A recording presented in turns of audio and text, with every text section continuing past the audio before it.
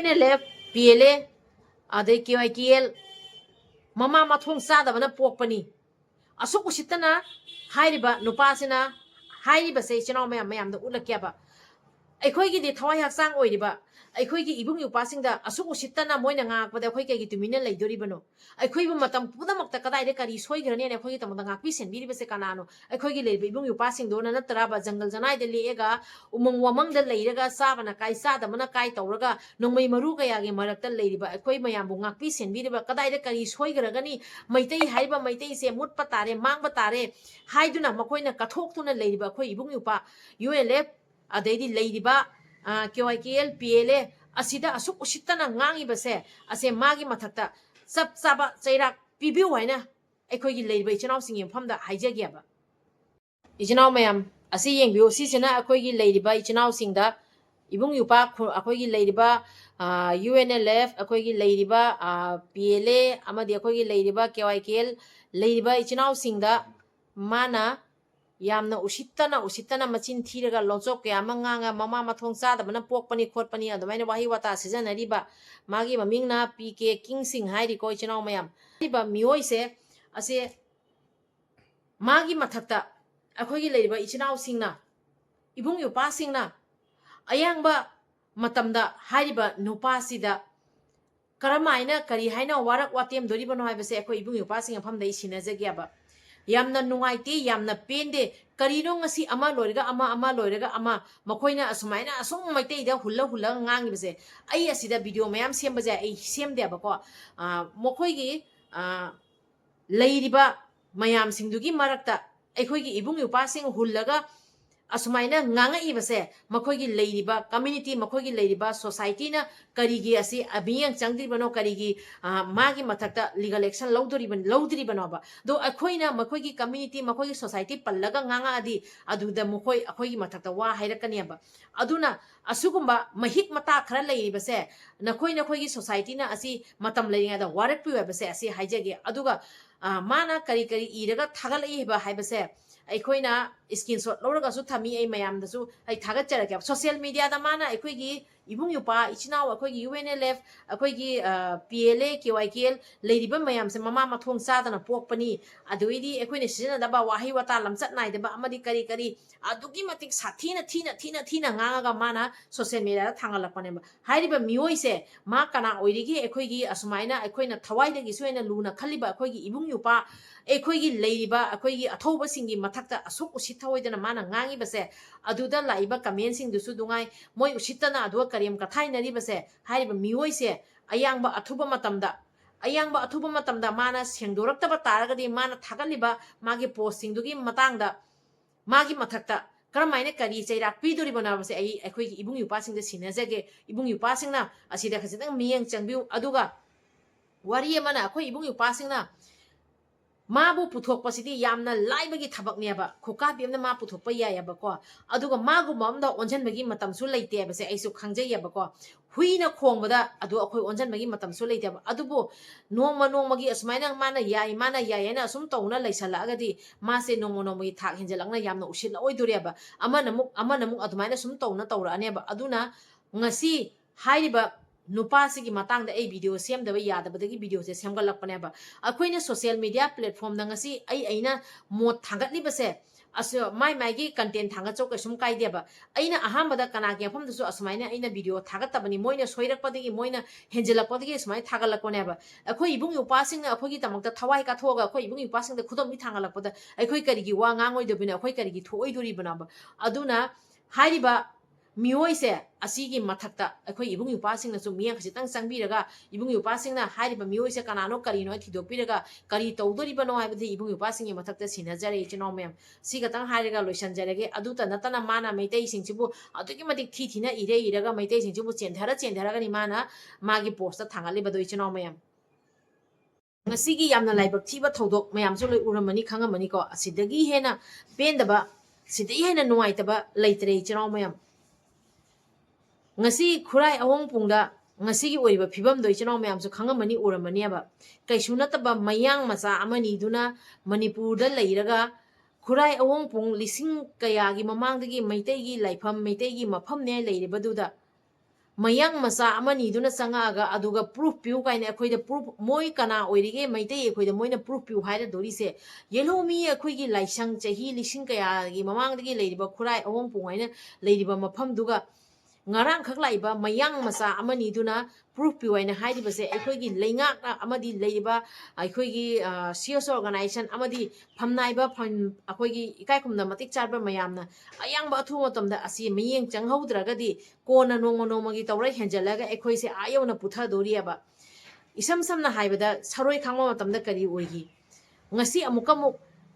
karisu nataba mayang moina akhoi da proof piu haibase moigi mafamda akhoi chalaga adumai tawba ngamgadraba ha mayang moigi lamda akhoi chalaga adumaina law khongaga akhoi da moina toibada akhoi tawba ngamgadraba asi haugalakpa matamda tungda muka sumaina thodok thoktanabagi tamakta asi akhoi na yade aina ama khanganbam thokpra thoktabra ichinaw mayam aduga ngasi se akhoi nongmai khara putha tawna asum nongmagi khara putha tawna ngak yauna putha garagadi akhoi ko na haugalakpa se yamna wadoriaba aduna haujik khongpham se kramaina thangdoi bonji kari tawsige je koi khandamina se yamna laina lobo yaba matam natre koi chinaw mayam haujik kaisuna taba mayang amaduna amani duna aduk yam power pai ri bese ngasi sahi taragi matungda manipur se kai oiraktori ge ba ludriba phibam se sahi taragi matungda manipur se kai oiraktori ge ba asida khwaidai chauna soiri bese maitei ekhoi ne ba khwaidai chauna soiri bese maitei ekhoi na soibadi maitei ekhoi na lan badagi ni asi loina tawri bese maitei ekhoi na kari soiri bano haibada ko maitei ekhoi se minungsi yamna chauba minungsi yamna chaumalle maitei ekhoi se migi awaba yamna khangmalle maitei ekhoi se ai khoi isana chajaga bada chaja na akhoi gi saruk to akhoi na ta chajaga da bado moisu khara chaja sanu moide su khara pija si ena adumaina khalla ga moisu kasuna te kana suna te na khanma khallaga akhoi na sum akhoi gi saruk tai khara moide sum khaibiba kona di kai oirak tore akhoi gi chaluk se amang baw le hodana moina loina tungjan na moigi tasemok na moigi loi oi gi dore ba ngasi asuk power pai dana changa iba mayang amani duna akhoi gi khurai awong pungdo aduda tawriba makoina mato mawongdo mayam su loi uramani khangamani aba side akhoi tumi lai yari braba aduna akhoi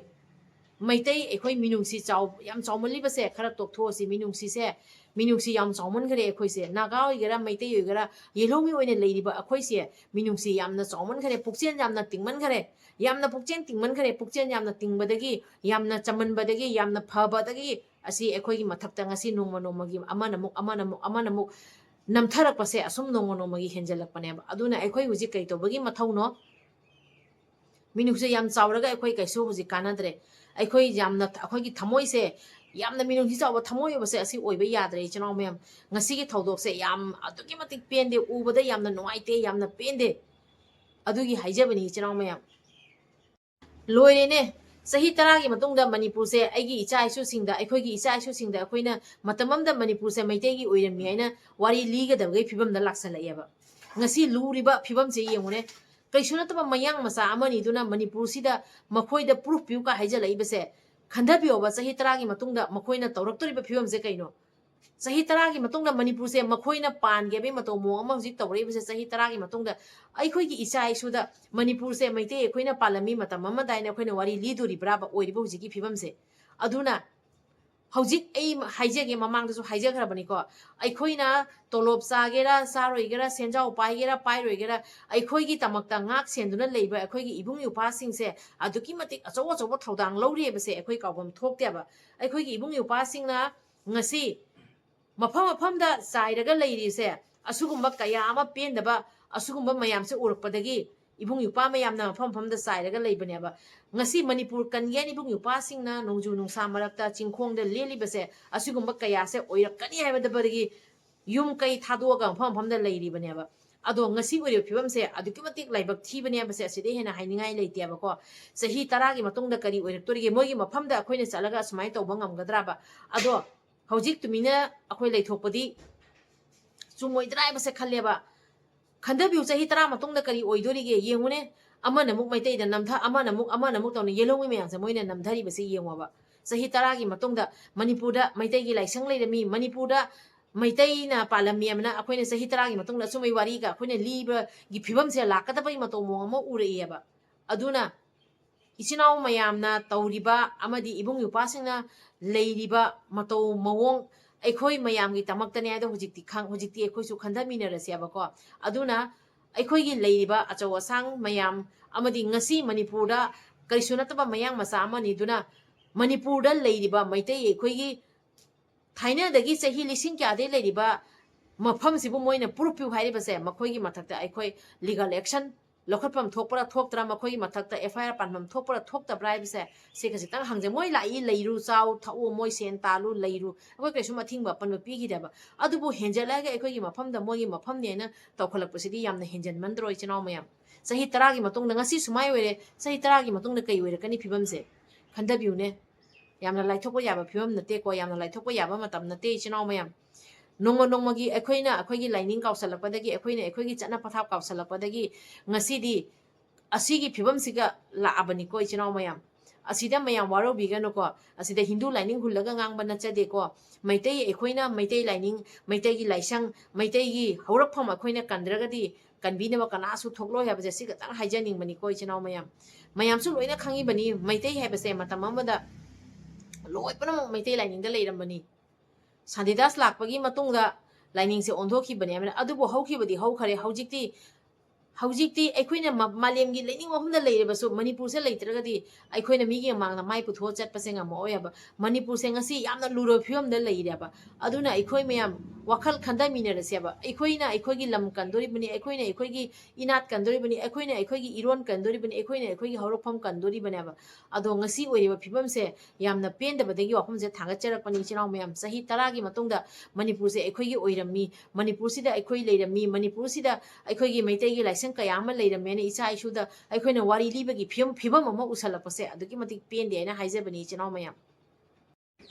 Prabhu Yesuna Christian da leiriba kuki na khoi gi mathakta wayal tawba hawraene ko Prabhu Yesudi lan ba yada bani ko noina ningjari bani ana ningaga su lalabadi na khoi du sapsana wayal laktori bani do ai khoi gi leiriba naga isinaw mayama Christian da leiriba do makhoi di noi dumaina pap ki thabak tawde papi gi thabak tawde ba setan gi thabak tawde ba ado hauji Prabhu Yesuna kuki singi mathakta phajana wayal tawreeba hauji kuki nupi mayam amana ko kuki nupi mayam amana delivery oiriba ama oiriba kuki nupi anaba mayam singduna central da kanna wakatli hairiaba central da kanna wakatli aba huji akhoi imphal da pubiu imphal da layang base rims da pubiu waina ha jenims da rims da chaningi aba ado Prabhu Yesuna ne kuki noigi mathakta ne hauji wayal to ba hawraine ba papi noi mayam do noi do Shaitan noi mayam do Shaitan nokhoi gi chapa punishment do noi gi ningjari ba Prabhu Yesudana nokhoi da sapsana pireba Churchanpur hospital manungda nakhoi bu safe oiraktrabani ba ha adugai duga leiriba delivery patient sing duna hujik duga leining dare puthok piro hairibado karigino aba kaidobagi akhoi maitai marakta kaidobagi akhoi naga ichanaw marakta kaidobagi akhoi manipur gi imphal manungda noi changake haidori banoba ha akhoi di mioi bagi wakhan khanba mioi bagi sajat chatpa minungsi chawba aduna lai duna noi ningi ba lai duna su akhoi gi ningjari ba akhoi gi lai sing chena su ko akhoi gi di matam khudi makta phaba purakane ba aduga Christian nyane leirega kuki noina Christianity ambaw chattabado aduna Prabhu Yesuna ko noi ningjariba Prabhu Jisu Mother Mary mayam duna ne nakhoida sapsana adugi ne mahi pizare eba khangaba papi Satan kanano haibada kuki aduna Prabhu Yesuna kuki singi mathakta sapsana hujik justice haiba justice to noina justice we want justice and kuki mayam na lawbodo du justice ni hujik phangai bodo khangaba papi kuki mayam sigidi matang asiga loisanjarege chinaw mayam video sida so iran yaw khiba kya lerega so ngakpi waina pari mom channel sibu yengbiriba mayam punne kya famda ikok nonjari kanglai pak na yai fare ibodo pakhang mana yai fare aduga chinaw mayam ekoi gi proof ekoi gi lining ekoi gi akoina tak tori bani ko maitai ama oina manipur kanba amadi aikogi ꯏꯅꯥꯠꯁꯦ ꯑꯩꯈꯣꯏꯅ ꯉꯥꯛꯇ꯭ꯔꯒꯗꯤ ꯑꯇꯣꯞꯄ ꯃꯤ ꯑꯃ ꯂꯥꯛꯑ ꯉꯥꯛꯄꯤꯔꯣꯏꯀꯣ ꯑꯁꯤꯅꯦꯅ ꯍꯥꯏꯖꯒꯗꯕ ꯉꯁꯤꯒꯤ ꯚꯤꯗꯤꯑꯣꯁꯦ ꯃꯇꯥꯡꯁꯤꯒ ꯂꯣꯏꯁꯤꯟꯖꯔꯒꯦ ꯑꯃꯨꯛꯀꯁꯨ ꯍꯥꯏꯖꯒꯦ ꯚꯤꯗꯤꯑꯣꯁꯤꯒ ꯑꯁꯣꯏ ꯑꯔꯥꯟ ꯌꯥꯎꯈꯤꯕ ꯀꯌꯥ ꯂꯩꯔꯒꯁꯨ ꯉꯥꯛꯄꯤꯌꯨ ꯍꯥꯏꯅ ꯄꯥꯔꯤ ꯑꯃꯃꯝ ꯆꯦꯅꯦꯜꯁꯤꯕꯨ ꯌꯦꯡꯕꯤꯔꯤꯕ ꯃꯌꯥꯝ ꯄꯨꯝꯅꯃꯛꯀꯤ ꯃꯐꯝꯗ ꯄꯥꯔꯤ ꯑꯃꯃꯝ ꯆꯦꯅꯦꯜꯅ ꯏꯀꯣꯛ ꯅꯣꯟꯖꯔꯤ ꯀꯪꯂꯩꯄꯥꯛꯅ ꯌꯥꯏꯐꯔꯦ ꯏꯕꯨꯙꯧ ꯄꯥꯈꯪꯕꯅ ꯌꯥꯏꯐꯔꯦ